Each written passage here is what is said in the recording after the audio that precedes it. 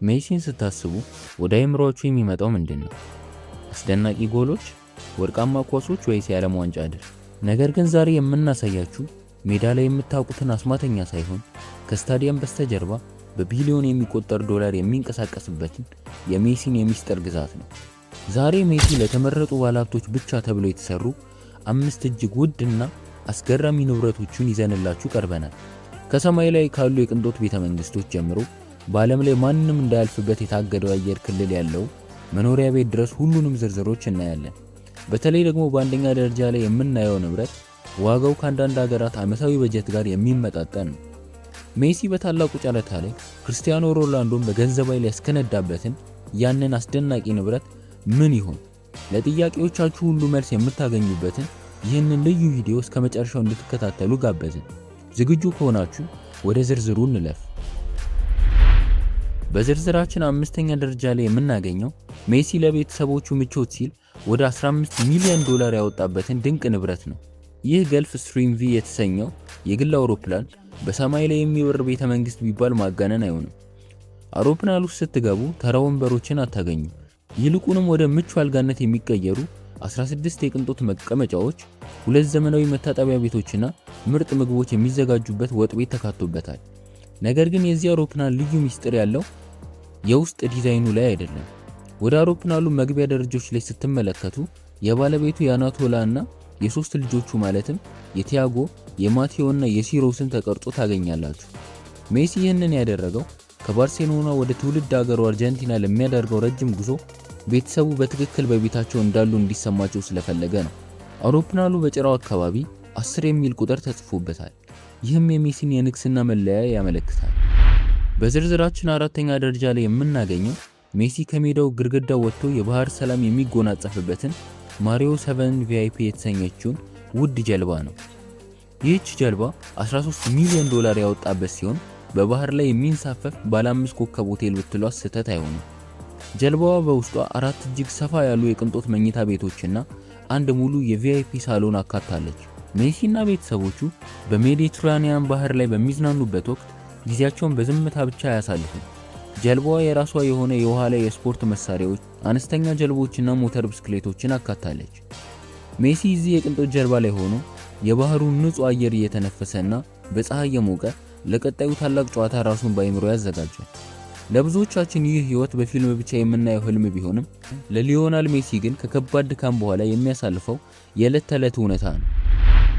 ሜሲ በሜዳ ላይ ጎል ሲያስቆጥር ብቻ ሳይሆን በንግዱ ዓለም ስኬትን እንዴት ማጥመድ እንደሚቻልም ያውቃል። በዝርዝራችን 3ኛ ደረጃ ላይ የሚገኘው የሜሲ ግዙፍ ኢንቨስትመንት የሆነው ሚኤም ሆቴልስ የተሰኙ የሆቴል ሰንሰለቶች ናቸው። ሜሲ ይህንን የሆቴል ግዛት ለመገንባት በሚሊዮን የሚቆጠር ዶላሮችን አፍስሷል። በስፔን ውብ ከተሞችና በሜዲትራኒያን ደሴቶች ላይ የሚገኙት እነዚህ ሆቴሎች ተራ ማረፊያዎች አይደሉም። እጅግ ዘመናዊ ዲዛይን ያላቸው፣ ለአካባቢ ጥበቃ ከፍተኛ ትኩረት የሚሰጡና ለደንበኞቻቸው የንጉስ አቀባበል የሚያደርጉ ናቸው። የሚገርመው ነገር በአንዳንድ የእነዚህ ሆቴሎች ክፍሎች ውስጥ አንድ ሌሊት ብቻ ለማደር በሺዎች የሚቆጠሩ ዶላር መክፈል ይጠበቅበናል። ሜሲ ከእግር ኳስ በኋላ ያለውን ህይወት አሁኑን እያደላደለ ነው። እርሱ ኳስ ብቻ ተከትሎ የሚሮጥ ሳይሆን በሚቀጥሉትም 20 እና 30 ዓመታት ቤተሰቦቹን ወደ ላቀ የሀብት ማማ የሚያወጣ አርቆ ሐሳቢ የቢዝነስ ሰውም ጭምር ነው። በዝርዝራችን 2ኛ ደረጃ ላይ የምናገኘው ሜሲ በስፔን ባርሴሎና በሚገኘው ካስቴል ዴል ፌስ በተባለ ውብ ተራራማ ቦታዎች ላይ የገነባው አስደናቂ ቤተመንግስት ነው። ይህ ቤት ወደ 7 ሚሊዮን ዶላር የሚጠጋ ዋጋ ቢያወጣም በውስጡ የያዛቸው ነገሮች ግን ዋጋቸው በገንዘብ አይለካም። ቤቱ በውስጡ የራሱ የሆነ አነስተኛ የእግር ኳስ ሜዳ፣ ትልቅ የመዋኛ ገንዳና የልጆች መጫወቻ ስፍራ አለው። የሚገርመው ግን ያ አይደለም። ሜሲ ለግል ምቾቱና ለደህንነቱ ሲል በቤቱ አካባቢ አውሮፕላን እንዳይበር እገዳ አስጥሏል። አዎ በትክክል ሰምታችኋል። በሜሲ ቤት ላይ ማለፍ ለበረራ ድርጅቶች የተከለከለ ነው። ከቤቱ በረንዳ ላይ ሆኖ የሜዲትራኒያን ባህር ቁልቁል እያየ የሚዝናናበት ይህ መኖሪያ ሜሲ በባርሴሎና በነበረበት ጊዜ የልቡ ማረፊያም ነበር። ይህ ቤት ለሜሲ ተራ መጠለያ ሳይሆን ከዓለም ግርግር ተሸሽጎ ከባለቤቱና ከልጆቹ ጋር የሰላም ጊዜ የሚያሳልፍበት የግል ደሴቱ ነው። አሁን ደግሞ ወደ ዝርዝራችን ቁንጮውና ወደ መጨረሻው ድንቅ ንብረት ደርሰናል። ይህ ዕቃ ዋጋው ብቻ ሳይሆን ታሪኩም ጭምር ያስደነግጣል። እንደ አውሮፓውያን አቆጣጠር በ2016 በፈረንሳይ ፓሪስ አንድ ልዩ የጨረታ መድረክ ተዘጋጅቶ ነበር። በጨረታው የቀረበችው ደግሞ እጅግ ብርቅዬ የሆነችው የ1957 ሞዴል ፌራሪ 335 ኤስ ስፓይደር ነበረች። በወቅቱ አንድ ስሙ ያልተጠቀሰ ገዥ ይህችን ታሪካዊ መኪና ለመግዛት 35 ሚሊዮን ዶላር በማውጣት ዓለምን ጉድ አሰኘ። አዎ በትክክል ሰምታችኋል፣ ለአንዲት መኪና 35 ሚሊዮን ዶላር። በኋላ ላይ እንደተረጋገጠው ያ ሚስጥራዊ ገዥ ሊዮናል ሜሲ ነበር። ነገሩን ይበልጥ አጓጊ የሚያደርገው ደግሞ በዚያው ጨረታ ላይ የሜሲ ዘላለማዊ ተቀናቃኝ የነበረው ክርስቲያኖ ሮናልዶ መኪናዋን ለመግዛት ከፍተኛ ጥረት እያደረገ ነበር። ነገር ግን ሜሲ በገንዘብ ኃይል በለጠውና መኪናዋን የግሉ አደረጋት።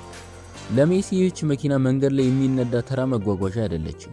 ይልቁንም በጋራጅ ውስጥ የተቀመጠች ዋጋዋ በየጊዜው እየጨመረ የሚሄድ ውድ የሆነ የጥበብ ውጤት ነች። ለአንድ መኪና የሀገር በጀት የሚያክል ገንዘብ ማውጣት የሜሲን የሀብት ጣሪያ የሚያሳይ ማረጋገጫ ነው። በመጨረሻ ከአርጀንቲና ሮዛሪዮ ድሃ መንደር ተነስቶ የዓለምን እግር ኳስ በቁጥጥር ስር እስከማዋል የሊዮናል ሜሲ የታሪክ ጽናትና የማይበገር መንፈስ ውጤት ነው። ዛሬ ያየናቸው በሚሊዮን የሚቆጠሩ ዶላሮች የወጡባቸው ንብረቶች ለዓመታት በሜዳ ላይ ላፈሰሰው ላብና ለከፈለው መስዋዕትነት የተሰጡ የድካም ውጤቶች ናቸው። እናንተስ ከነዚህ 5 ውድ ንብረቶች መካከል ይበልጥ ያስደመማችሁ የትኛው ነው? 35 ሚሊዮን ዶላር ቢኖራችሁ ምን ትገዙበት ነበር? በኮሜንት መስጫው ላይ ሐሳባችሁን አጋሩ። ቪዲዮን ከወደዳችሁት ላይክ በማድረግ ለሌሎች እንዲደርስ አድርጉ።